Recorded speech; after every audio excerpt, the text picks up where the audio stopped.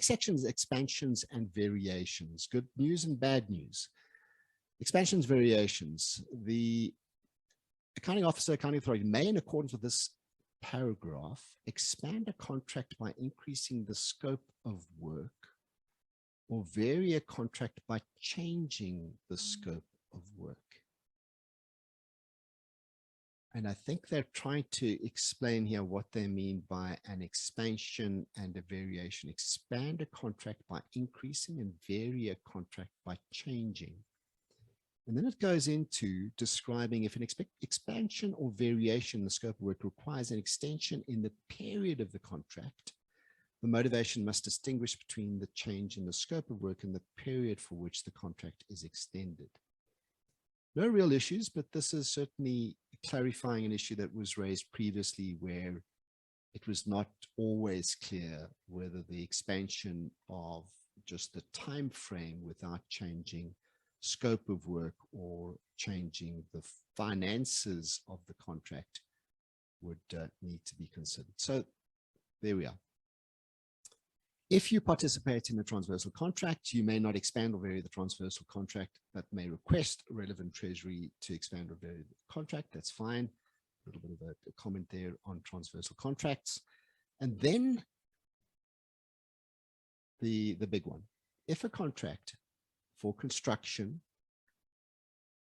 goods, services, or both is expanded or varied by more than 20% or 20 million, whichever is the lesser, and other goods or services are expanded or varied by more than 15% or 15 million, whichever is the lesser. The accounting officer, accounting authority must, in a format determined by National Treasury, submit a monthly report, including the reasons for expansion or variation to the relevant Treasury and AGSA. Interesting. So again, there's no requirement for you to go to Treasury and ask them to approve beforehand. But they have now explained very carefully something which was left out of subsequent practice notes. This was included in the first practice note that came out on this one, whichever is the lesser, 20% or 20 million. And yeah, so that clarifies that one little issue that we had on the previous practice notes and the whole bunch that came out during lockdown. And that you must just submit a monthly report explaining these variations and then also the reason for that. Just to wrap up on this section, and then we can talk about it some more. You must record expansions or variations referred to in paragraph 5.4 in the annual report of the institution in a format determined by National Treasury. They have subsequently issued that format, and the relevant Treasury and AGSA may request additional information pertaining to expansions or variations referred to in paragraph 5.4.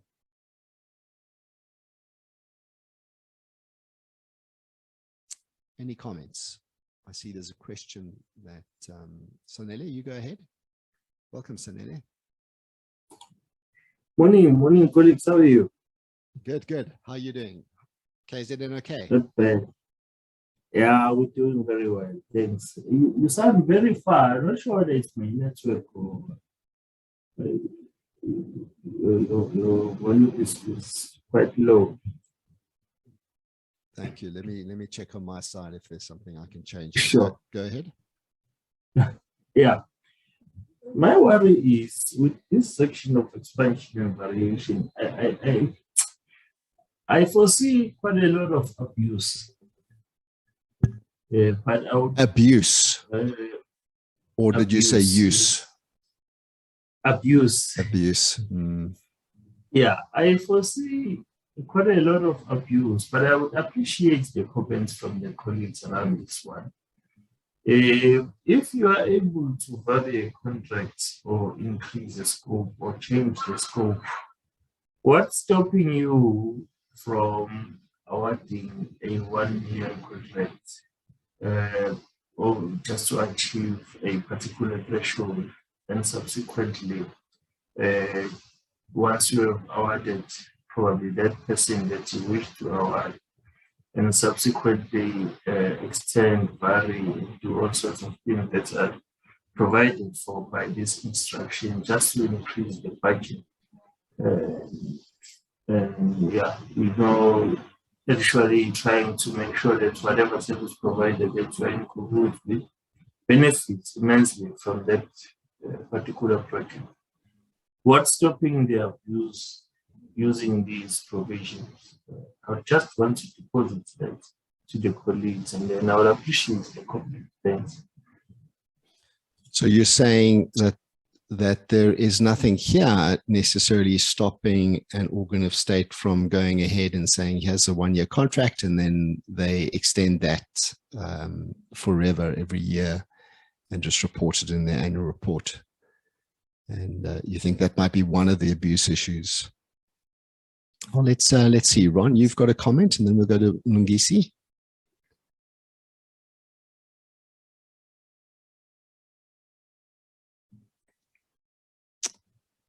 Go ahead, Ron. You can unmute. All right. Let's go to. There we are. Let's go to Tandiwe. Lungisi first. Lungisi, you come in. Good morning, Sean, and good morning to the colleagues. I agree with Sanele, and he knows why I agree with him. When it comes to the abuse issue, I think this one, it wasn't well thought through. If they were to take the number of cases that go for a request for an expansion, a variation to provincial treasuries, I think based on past experience, it will indicate to them that there is on a scale of 100 cases that goes in there, you'll find that maybe 70% of those cases go through to the provincial treasury, which indicates that there is a problem with the system within which provincial departments conduct their business. So on that score, I fully agree with Sanele, but be that as it may, this is where we are, so we have to comply. My question is around its applicability. Does this variation or deviation a framework apply to contracts that were previously awarded, or is it forward-looking? Is it also applicable to the ones that are currently under implementation, or does it only apply to the ones that you're going to award on the 1st of April 2022? That was my issue around it. Thanks. Great question, Lungisi. Go ahead, Ron. Sean, I tried to unmute, but I had problems. And no, so we can hear. Go ahead. You know, 3 or 4 different issues. The one is, you know, our colleagues in agreement that an extension is not an expansion. I don't know why they brought it in, but you know, an extension is excluded from this process. It's purely a matter of time. It's not a matter of value. Secondly, is the threshold. So does this only start above $1 million, or is it above 2,000 Rand? Because by them saying whichever is the lesser, which I think is ridiculous, they said we said they should have said whatever is the greater. But by, you know, it now draws in the 2,000 Rand limit. Thirdly is conceptually, I'm not sure that National Treasury are correct in separating this section from the prior section. An expansion or a variation is other means. It's following a non-competitive process. You know, why is this not part of the other section? But let's not debate that one now. It's a conceptual issue. The fourth area, which I just want to note about the impossibility of implementing this in a policy, is that in a number of places, National Treasury say, They will be providing a threshold, they will be providing a report or a format, etc. So how are you supposed to put it in the policy if you don't have it? Thanks, Sean. Is there a, so I mean, some good questions, Ron. I'm not going to attempt to answer that one, but let's at least put the threshold one out to see if there's any insights that anyone wants to share on that one. Tandiwe, and then we'll go to Henry. Tandi? Thanks, Sean. You know, it's a pity that now National Treasury is moving extensions from being an exception to becoming a norm. Because extensions were purely supposed to be an exception on certain instances. I fully agree with what Sanele is saying. And the National Treasury, I think they're forgetting the reason why they had that practice to begin with was because people were abusing this extension thing, where you find that I'm appointed for 1 million, I end up being paying 30, 40 million and so forth. And now I'm gonna be watching this practice with interest when it goes to the MFMA, because the MFMA is very clear in terms of when you go to a contract that goes above 5 years, there's some public participation process that needs to happen before that can happen. So now you would have a 4-year contract, and then you can extend it for another 2 years, which then becomes 6 years. And what then do you do? And I don't know if there is, and this is where my question is coming to say, does PFMA make a requirement of some process that has to be followed when you have a contract that goes beyond that? I don't know whether it's MTREF or what, that 3-year budgetary period. Because MFMA has that to say, if you go beyond the 3-year budgetary period, this is what you have to do. And this extension is going to now tap into that, where again, one will have to comply with it. I'm not sure if does PFMA have such a condition. Not that I'm aware of at all, Tandi. Henry, you've got some answers. No. I just wanted to comment that Shishle also had a comment on that extensions that Ron commented on earlier. So there was a comment in the chat on the extensions, and that was now included in the in this particular instruction note. So, Shishle, you wanted to maybe expand on that one? But yeah, Ron also said, I mean, an extension, he doesn't consider an extension of price as a variation. Sure. All right. It's interesting, Sanele, you can come in there. Thanks, Sean. No, I just wanted to come in quickly. Just to add on what, just to probably provide some clarity on what my colleague Tandy was asking. I think the PFMA is very summarized, together with its regulation. It's very summarized. It doesn't cover some of the aspects, actually the critical aspect. It doesn't have the how part. It's mostly reliant on the instruction circulars in terms of determining the how part. And you can see now they are trying to come up with a procedure to follow when you want to participate on the contract that has been established by another institution, which is something that has always been there in the MFMA regulations, included the CM regulations. Sure. And it is currently not here in the PFMA. And what they are doing now, they're taking the same information in the MFMA CM regulations to use them on this side, because there is seriously nothing that provides the how part. So if you use your will, you can just do as you please in terms of participating in the contract that has been established by other institution. And the same here with what my colleague is raising. There's nothing that talks to the how part. So the PFMA and its regulation is very summarized to this. Thanks, Sanele. Let's Sean, before you maybe just talk a about. point I wanted to, Sean, just go ahead, Henry.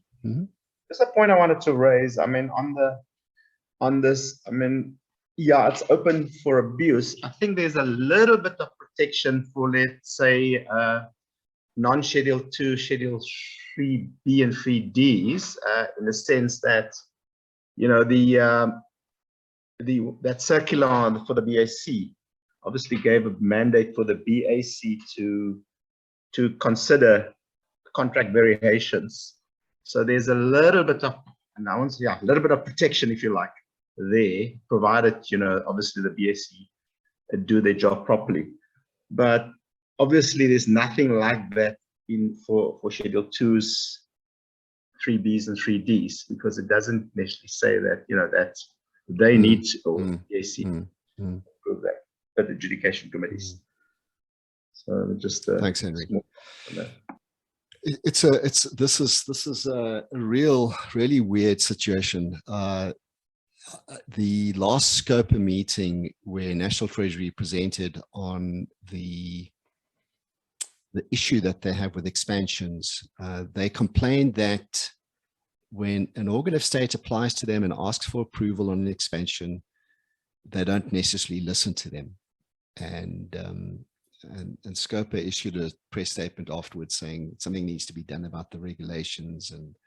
And so it's interesting that Treasury are experiencing the fact that no one listens to them, and therefore they're saying, well, you don't have to ask us then. You can decide and you can do as you wish, just report it. And we might ask you some more information if need be. The question on, does this apply to contracts that are in place before the 1st of April? I would expect that if you wrote to Treasury and asked them to approve an expansion of a contract beyond 15%, and that contract was prior to the 1st of April, and you asked Treasury, I would expect at this point in time, they would come back and say, not necessary to ask us, just report it to us. So I don't see Treasury continuing that process of you know, approving these expansions beyond the 15% and 20%, you know, because the contract was done before the 1st of April. I don't see that happening. I don't see them continuing with that. But it might be interesting for somebody to just test that and see what happens. The question on the threshold, does this apply to a quotation for $1 million, for example, or 800,000 to 900,000 Rand? You know, don't know. I think that it would be worthwhile just going in again and having a look at the expansions report and seeing what Treasury has done, how they've responded when somebody has asked for an expansion on a quotation.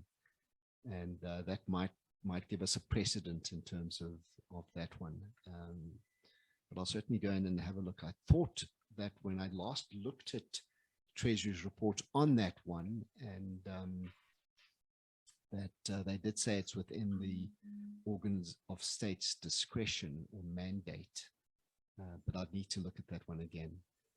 But yeah, an interesting set of issues that this again raises. The third section in the Henry, did you want to say something? Yeah, you just mentioned that nobody's listening to Treasury anymore. That's most probably the reason. I was just thinking, I mean, the other reason is most probably because, yeah, they would know best, but the reason was probably they just didn't have the capacity to kind of consider all these and apply their mind to those requests. And, you know, if they said yes, you know, that's basically almost like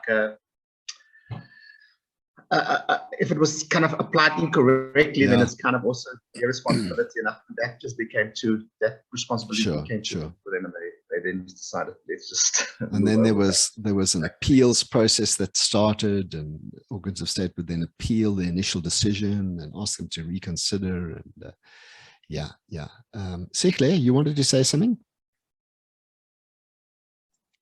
Thanks, John. It's interesting to note that on this instruction, they are only talking about the procurement process that commenced, yes, prior to the coming into effect.